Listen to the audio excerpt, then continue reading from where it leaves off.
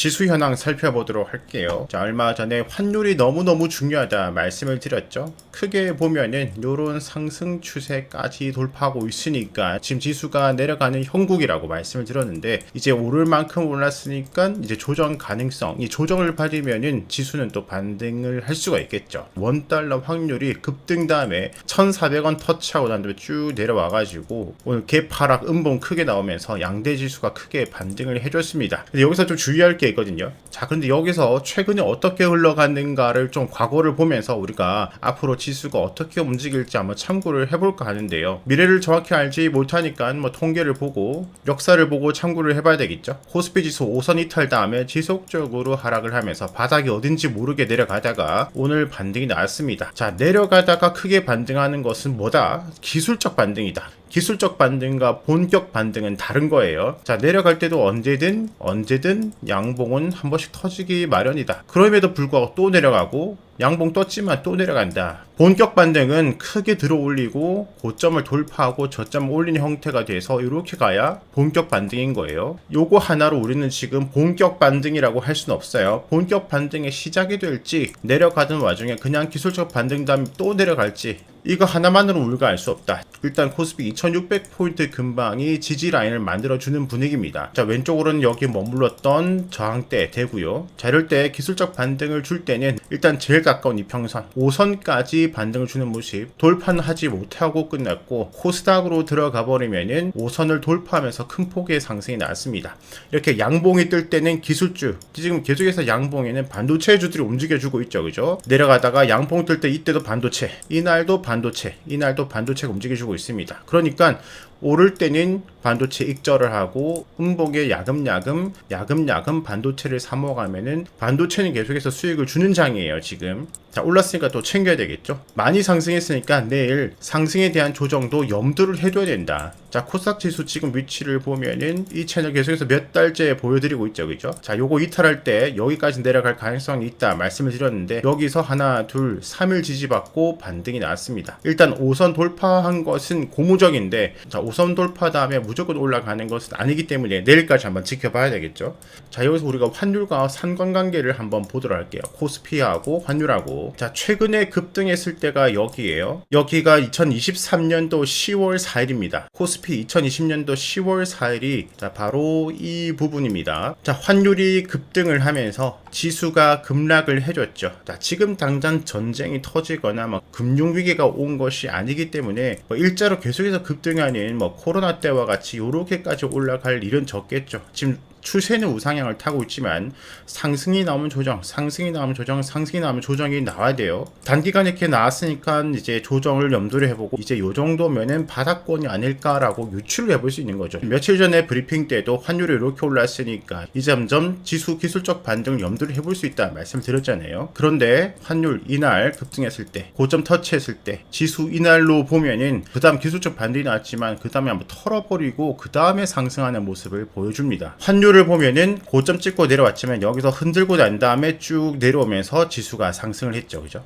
여기서부터 여기까지 쭉 미는 것이 아니라 고점 찍고 난 다음에 여기서 머물고 횡보 기간 만들어주고, 그때는 지수는 한 번 더 저점을 이탈하고 한 번 더 겁주고 털어버리고 올라가는 모습을 보여주고 있다. 자, 그러면 그 전에 급등했을 때 여기 한번 보도록 할까요? 여기가 2023년도 2월 27일이에요. 자, 이 부분이 2월 27일입니다. 쭉 올라가면서 지수 조정 받고 이제 밑으로 조정을 받으면서 증시가 올라갔는데, 그 전에는 기술적 반등 다음에 한번 다시 털고 다시 이 부분을 회복하고 상승하는 모습을 볼 수가 있습니다. 자, 이때 급등하고 난 다음에 다시 급락하고 다시 급등했을 이 위치로 가볼까요? 여기가 4월 27일이에요. 23년도. 자, 이 부분이 4월 27일입니다. 다시 환율 올라가면서 증시 급락을 하고 그 다음에 고점 돌파하지 않고 이렇게 아래 위로 흔드는 형태가 나오면서 내려갔는데, 자, 이 꼭지점 찍고 이렇게 내려올 때 기술적 반등을 해줬지만 한 번 더 겁주고 그 다음에 또 올라가는 모습을 보여주고 있어요. 그 다음에 쭉 이렇게 내려오면서 증시는 우상향을 했죠. 지금으로부터 과거 3번의 위치를 보니까 다 저점을 깨고 반등,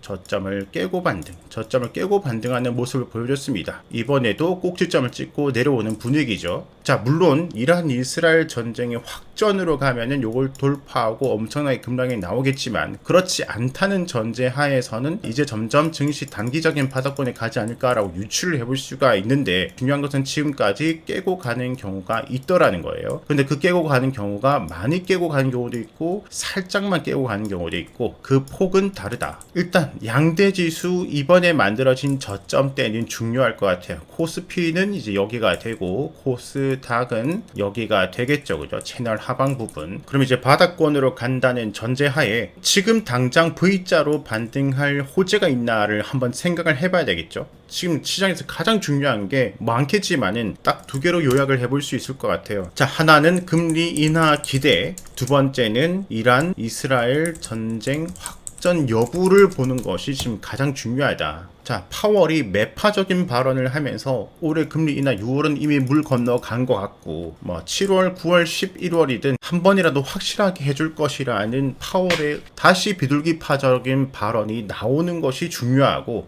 두 번째, 이란 이스라엘 전쟁 확전 여부. 일단 이란이 이스라엘에게 보복을 했고 이스라엘을 다시 이란으로 보복을 할 것이라고 했는데 아직 결정이 안 났죠. 이 강도 여부가 중요하다. 보복을 하더라도 확전이 되지 않는 수준이거나 지금 당장 뭐 평화 협정을 맺거나 이렇게 되면은 증시는 다시 안정을 찾아갈 수가 있겠죠. 그런데 지금 요거 두 개 중에 하나라도 지금 확인이 된 게 없어요.